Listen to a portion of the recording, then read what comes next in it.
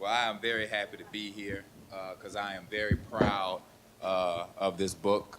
It's called Your Girlfriends Only Know So Much, where I give women relationship advice from a man's point of view. I was approached by the publishers of He's Just Not That Into You after they were big fans of my column in Essence magazine. And so when they came to me with the idea, of course, I was like, yeah, I'll tell them what they need to know because I figure everybody has their own points of view about what makes a relationship work and what doesn't make a relationship work. Just a little bit about myself. My name is Finesse Mitchell, from Atlanta, Georgia. I've had I guess a blessed life, better career. I started out playing football at the University of Miami. I went there and I walked on the team or whatever, and then I got kicked off the team my sophomore year. Apparently, you got to have a certain GPA to play football in college, and I let that slip. But then I pledged Kappa Alpha Psi fraternity, and I was always stepping and performing and always being in front of people. So I got used to performing, and the next thing I know, we had a local comedy club in the area called the Miami Improv, and I started going down there just to see what it was like. We thought it was a cheap date one night to take all the girls to see, our favorite comedian. And we had free tickets, so we took everybody to go see this one guy, and it was about 4 guys, 4 girls, and we all got in free, and we were having a great time. And then that's when we found out there was a 2-drink minimum, and nobody had any money. So they were looking at me like, and the host of the show said, well, whoever has the best joke will win a free bottle of champagne, and if you win the bottle of champagne, you don't have to worry about the 2-drink minimum, and you can just enjoy yourself, and blah, blah, blah. So everybody looked at me like, Finesse, tell a joke.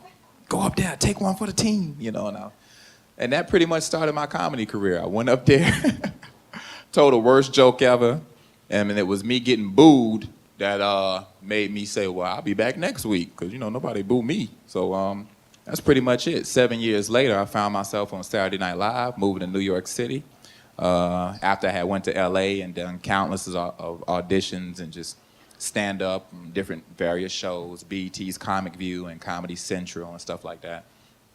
And now I find myself on Saturday Night Live, and I'm in New York City, so, that was great. That was 2003 to 2006. Got to meet people like Halle Berry and Janet Jackson and Justin Timberlake and, all these different types of things. And so in my last season, because I heard the rumor that, they was cutting down on basically the cast, and they were going to get rid of some people. And we already have Keenan on the show, and he's from Keenan and Kel, and he has a whole bunch of credits. So I knew when they said they were going to cut down the cast, I knew I was going to be the first one to go, because, that's just usually how it works sometimes. You don't need 2 black people. So so I started looking for other things to do. And lo and behold, my publicist came to me with an opportunity from Essence magazine. And then that's what started it off. I'm in Essence magazine. And they asked me, along with Tyrese and some other bachelors, to give women relationship advice. And so I went ahead and, contributed my little section and answered the question on interracial dating and something else. And the publisher of Essence read it and liked it. And she said, well, we're only going to go with your story. And I was like, oh, cool. What happened? She said, yo, it was so good and so funny. It was just the way it was written. We just love it. We're just going to showcase yours. And I said, okay, fine. But Essence asked me to do it again, and I did it again. And then I had a meeting with them, and they wanted to basically see if I was writing it myself. And then we had this nice talk and this nice meeting, and they offered me my own column. So I have a column in Essence magazine called Old Brother, where I give women relationship advice. Now, the way that all turned about, I had a book agent, because some people say, how do you get a book published? I have no clue. But what happened to me was I had a girl that went to my high school in Atlanta. I was a senior, she was a freshman. I didn't know her, but she was a fan of the column. She was a fan of the column, her family was a fan of the column.